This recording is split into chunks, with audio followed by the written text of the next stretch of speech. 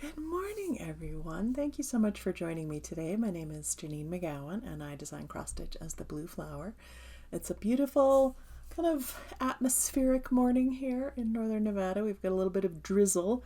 No snow in the forecast, sadly, but at least we're getting some moisture, which is good because I finally put the garden to bed, so it's all mulched and composted in for the winter. So a little extra precipitation doesn't go amiss, and I'm pretty sure the mountains are getting some snow as well, so that's always nice.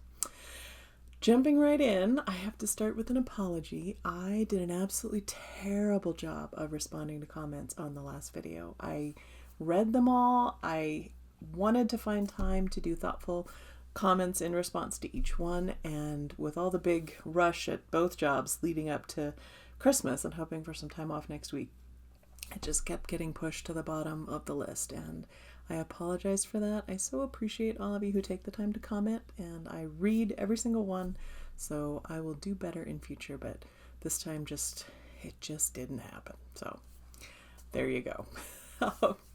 I'm going to go ahead and jump right in now to stitching in action. We have lots to show this time. First up is Candy Cane Biscornu by Jennifer. I think this might be her second Biscornu. She took the class at the Jingle Ball, and I believe this is her second finish. I love the way she personalized it. She did the green and white stitching around the edge, and then she put that beautiful jeweled button in the center, which just suits the piece perfectly, and I think is a good reminder that you can put really anything. There are no rules. It doesn't have to be a button. It could be a pin, a scissor fob, anything that you like, a cluster of jingle bells in the center of those, and I think she chose just the perfect thing. So thank you, Jennifer, for sharing that. Next up, we have Winter Quail. This was stitched by Tanya, and actually was supposed to be in the video last time, but I've got the notes on the screen and then my camera sitting up there, and my camera was covering Tanya. So I totally forgot to feature her beautiful stitching in action of Winter Quail. Now, I love this for a lot of reasons. Firstly, because she's stitching it on even weave, and not because I think even weave is better, but because she's trying something new to see if she likes it. And I really applaud that for all of us. Now, I also love the way she changed up the colors, so it shows a little bit better against her fabric that she chose, and used things from her stash. And then she gave the quail a beautiful blue scarf, which really, I think, highlights those blue-gray colors in a quail. So thank you so much, Tanya, for sharing that. Now we have two of the Peppermint Panda finishes. This was the ornament in the Jingle Ball book, and so we've got two different takes on it. First by Trudy. She did this one as an ornament on perforated paper, which I love. What a great idea.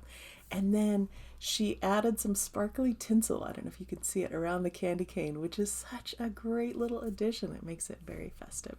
She also said she used Weeks Cognac for one of the colors instead of the DMC 4130, which is the variegated, so a lot of people don't happen to have that in their stash, and it's easy to pull with something else that you've got. So thank you so much, Trudy, for sharing that with us. Then we have a second take on the Peppermint Panda. This one is by Lisa. She said she knows a little girl who loves red pandas, so this one fit perfectly. She made it into a little pillow ornament, which only took 2 days. Fabulous, good work. And I really love the finish. I especially love that little bit of red and white twine over the handle. I think that really sets it off beautifully. So thank you so much, Lisa, for sharing that with us. And all of these, as always, will be on the website. So if you have one, go ahead and send it to me.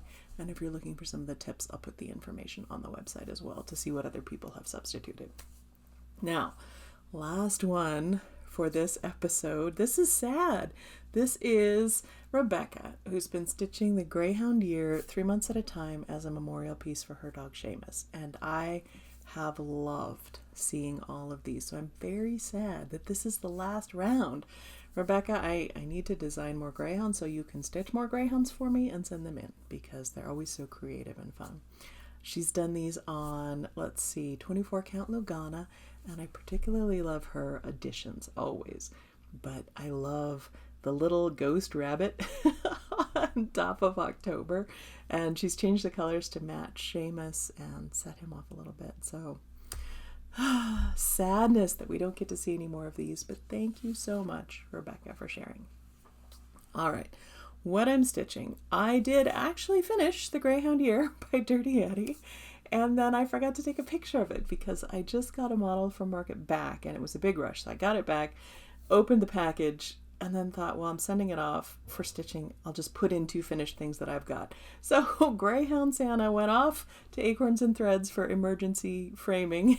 And I didn't get to take a picture. So you'll see it when it gets back. I've really been enjoying this year of stitching Greyhounds, and I'm thinking about next year's theme. I would like to have, theme is maybe a strong word, a plan at least. And I'm really leaning towards having one bigger piece that I've started that I would like to finish, and I have something in mind, and then just alternating with some seasonal things, as I take a break from that so that I can wrap up some of those, but also have one really big one that I get finished during the year. I think that'd be great. So that's my tentative plan, and I'll probably have an answer next time. I'm still model stitching right now on something that actually has a greyhound in it, so that fits with the theme, and that'll probably take me through the next video. So by then I'll know what the plan is for 2024. Okay, World Around. This year, being as it's Christmas, I chose the Noble Fir. And the reason I chose that is because this was our go-to Christmas tree for years. When we lived in Oregon, it's a true fir that does like the Cascade Range climate and the elevations there on the sides of the mountains. And it just, for me, was always the perfect Christmas tree. It's got the perfect pyramidal shape. It's got beautiful branches with these soft blue-green pine needles on them. They're just lovely. And we had a real one for a long time. It actually made it through Porter, our first cat, and then through Pilsner, although when he was a little cat, less than a year, I think, he managed to bring down an entire, ceiling height noble fir tree covered with ornaments with a big thing of water underneath. And so our tree had to be wired to the ceiling after that every year. However, after a couple years with cats, we stopped having a real tree in the house because real trees have been out in the wild and they come with scents on them, and it just became an ongoing battle with cats and then dogs to try and keep them from adding a scent to the Christmas tree. So we've had an artificial one for years now, but the Noble Fir always has a special place in my heart. So I thought it'd be a good time to learn about it. So I did. It is a true fir tree, one of only 9, I believe, in North America that is a true fir. And it is the largest of those true fir trees. It can grow to well over 300 feet and live 300 to 400 years. So it's a really long-lived tree, even for this area, which has some quite quite long-lived species. It is a pioneer tree, so it tends to colonize very quickly in a disturbed area, and it can tolerate a lot of crowding. So those seedlings can move in after a fire or another disturbance and just spring up very quickly, establish themselves. Apparently noble firs, really, when I say they tolerate crowding, they can be incredibly close as fully mature trees with very little understory apart from grass. So they do great in those circumstances. After a certain amount of time has passed, they don't tolerate shade. So if other trees start to move in and shade some of those new seedlings, they just won't take up the way that they would otherwise. Like a lot of trees, they depend on a fire cycle to burn and clear and then make space for new seedlings. So really interesting that way. I had no idea that they could be so close together all the time, and that was a good thing for them. As pioneer trees, like I said, they're often planted in cleared areas, and in fact, after the eruption of Mount St. Helens, when there was so much damaged area that needed to be replanted, they added a lot of noble fir instead of the Doug fir and hemlock that had been there before, because there was so much area that they needed to reseed. They simply didn't have enough Doug fir and hemlock to do it. So there is now a huge area of noble fir in the Mount St. Helens blast area where there wasn't before. Let's see. The cones are actually also very beautiful. I talked about the beautiful blue-green soft needles. The cones are different from what we think of as the sort of pyramidal pine cone shape. They're more shaped like short cucumbers, and they're held straight up. I really like the way they look. And then they kind of disintegrate as the seeds fall away.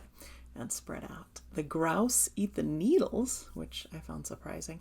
And of course, deer and elk like to eat the branches and twigs as well. So they're an important, not just habitat, but food source for a lot of animals. Let's see. They love the cool climate of the Cascade Range, which is why they were common for us in Oregon. The wood is very light and strong and was actually used for aircraft during World War II. Apparently, back in the day of relatively unchecked forestry and logging, fir wood had kind of a bad reputation. It was too soft, it was too splintery.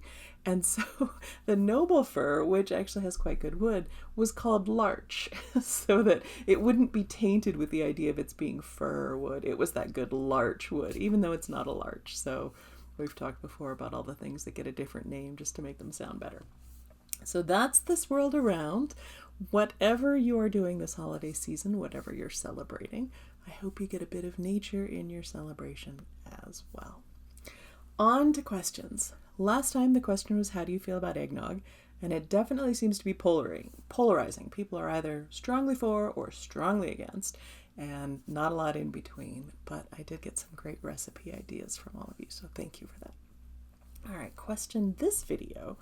What is your favorite thing this time of year where you are? Obviously, it's one set of circumstances for some of us and a completely different set if you're in the Southern Hemisphere. But one of the things I love so much this time of year is walking around the neighborhood in the evenings when it's not quite dark, but the light is falling and it's getting dim.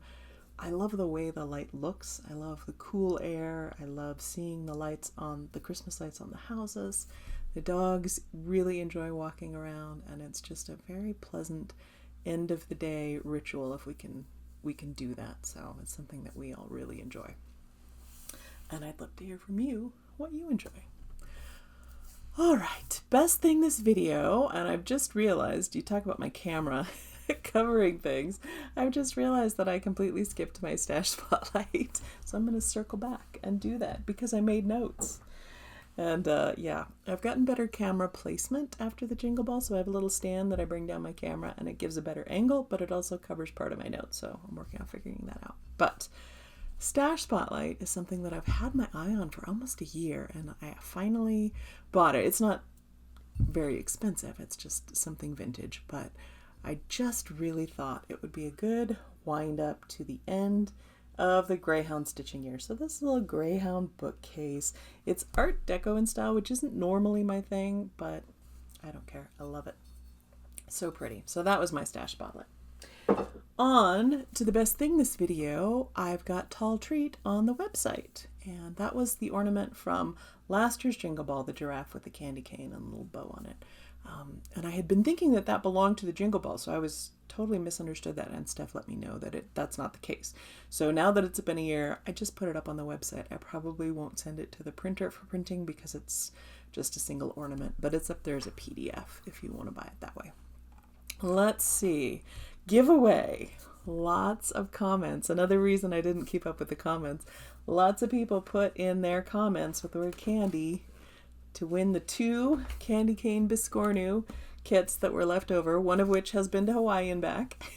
And so I have 2 winners here. The winners are Lynn Ellis 24448, and the Happy Stitcher 1883. So if both of you get in touch with me, send me your mailing address, I will get those in the mail for you. Now, I don't have a giveaway. I'm wrapping up the year, Christmas, with no giveaway. But I'll do something extra fun next time to make up for it. It's just been, it's been a little bit hectic, and that's okay. That's good. But it's meant that some of the energy goes to different places than it normally does, and you've got to balance that out somehow. So I'm balancing it out by not stressing too much about, I should have, and that's something I'm trying to let go of. But as I said, do something extra fun next time to make up for it.